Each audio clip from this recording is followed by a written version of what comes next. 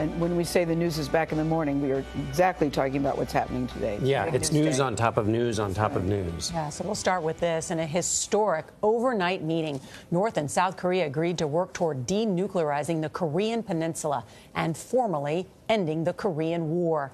North Korean leader Kim Jong-un and South Korean President Moon Jae-in raised their arms in a show of unity. Look at that. They promised to pursue peace, but left many of the details for later talks. The two men met and shook hands at the border along Korea's demilitarized zone. In a moment filled with symbolism, Kim became the first North Korean leader to set foot on South Korean soil. Ben Tracy is in the South Korean capital, Seoul. Ben, good morning. Good morning. So this summit turned out to be heavy on both style and substance. Kim Jong-un is saying that what he's agreed to is just the tip of the iceberg and that he actually plans to follow through on the agreement.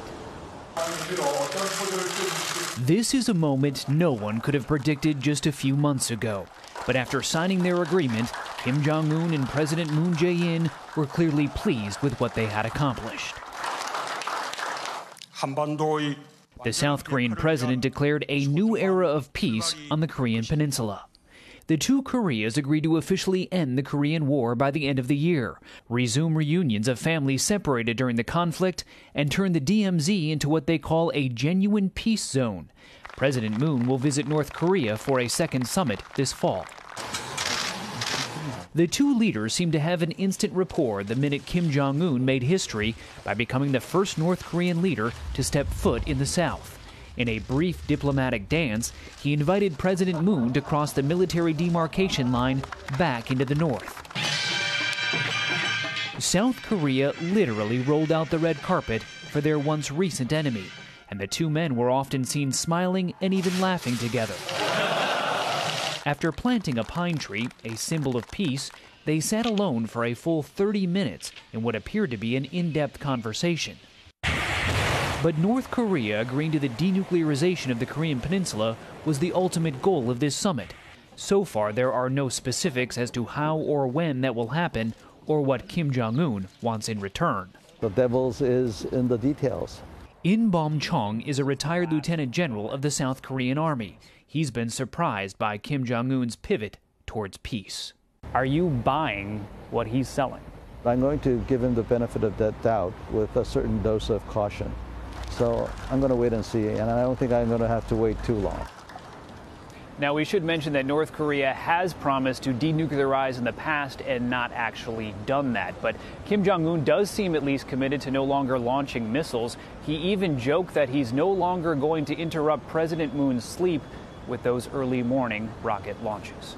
Gail? All right, so he's got jokes too. All right, Ben Tracy in Seoul, thank you very much. The agreement helps pave the way for President Trump's planned summit with Kim Jong-un. Major Garrett is at the White House with that part of the story. Major, how is the president responding to these new agreements?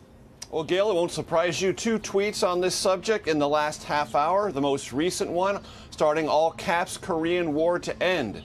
President Trump saying that is great for the people of America, something that this country should take some pride in. His earlier tweet, possibly more important, the president said good things are happening, but only time will tell. That note of caution reflects U.S. desire to see North Korea follow through on many of the commitments implied by this North Korea-South Korea summit.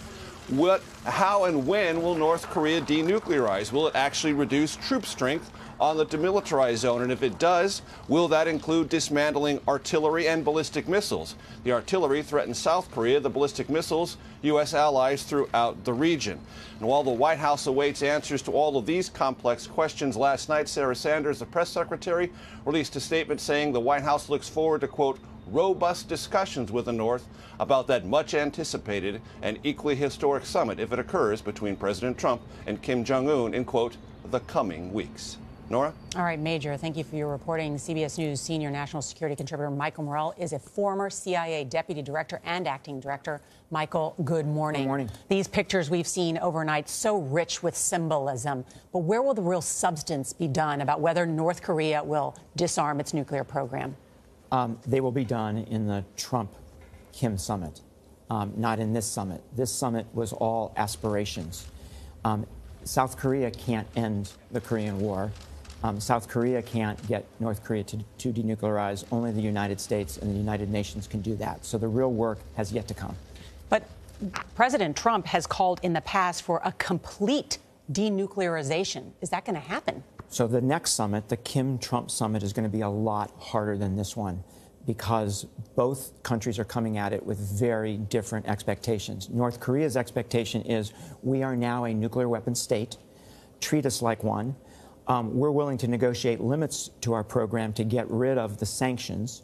We're coming at it from the perspective of we have strangled you with sanctions, now give up your program, and then we'll be willing to get rid of them. So the really hard work, the really tough work is yet to come. Do we have an assessment, Mike, of what has gotten them to the table? Is it the president being very strong, as he says, on military, or is it the sanctions? Is it the fact that they can't get energy? I think one of the really interesting differences here is that both sides, both the United States and North Korea, are coming to the table for different reasons, and both sides are misreading the other side. We think that we've brought North Korea to the table by putting our arms around their neck and squeezing with sanctions. North Korea is coming to the table because they think they're now a nuclear weapons state, and they're dragging us to the table because we are afraid of them in that status. Go ahead. Is there a middle place, short of mothballing the entire North Korean nuclear program, that the U.S. could get to that would allow an agreement but wouldn't get all the way to mothballing it? So this is the fundamental policy question that the Trump administration is going to have to deal with, right? Are we going to continue to push for full denuclearization, which I don't believe is possible, or are we going to settle somewhere in the middle with limits on the program, limits on the number of weapons, limits on the number of missiles, limits on the range of those missiles? Whatever the reasons to get us here, the optics sure look pretty good this morning. Is this a feather in the cap for Donald Trump? So I think the president deserves credit for getting us this far. No president has put as much pressure on North Korea as Donald Trump has, and that's a good thing.